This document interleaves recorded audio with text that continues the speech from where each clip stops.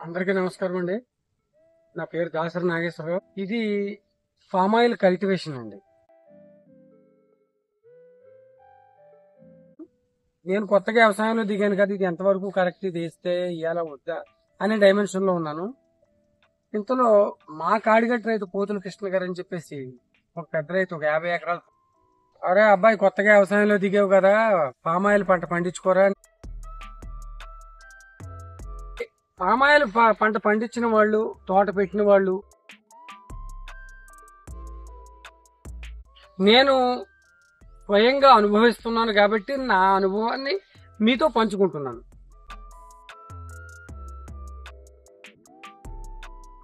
చక్కగా ఈ పళ్ళన్నీ కూడా ఈ రకంగా రాలి చూసారా.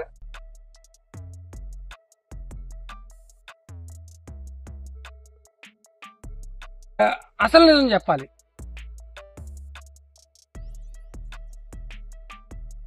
కనుక 2 years మనం కక్కుర్తి పడకుండా, ఇంకోటి ఏంటంటే మనం పామాయిల్ రైతులు గుర్తుపెట్టుకోవాల్సిన మెయిన్ విషయం,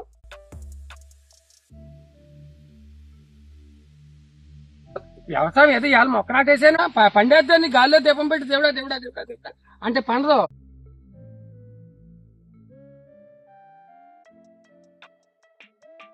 అంటే ఇక్కడ చెప్పాల్సింది ఏంటంటే, పసి బిడ్డను మనం పెంచినట్టుగా మొక్కను పెంచితేనే మనకు అది ఈల్డింగ్ ఇస్తుంది. సో మీ అందరికి ఇంత నొక్కి డొక్కాడించి చెప్పడానికి కారణం కూడా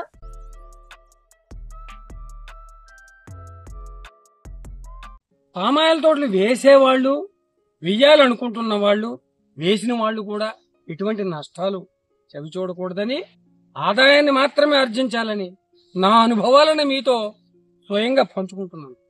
ఇట్లు మీ దాసరి నాగేశ్వరరావు అండి. నేనే త్యాజంపూడి అండి మాది. Thank you sir. అందరూ మా జిఎస్టీ ఛానల్ని సబ్స్క్రైబ్ చేసుకుని ఏమంటే లైక్ చేసి, అదేదో అంటారు ఏంటంటే షేర్ చేసి కొంచెం మీ కామెంట్ని కూడా రాసి పెట్టండి బాబు. పుణ్యపడతాను. నమస్కారం.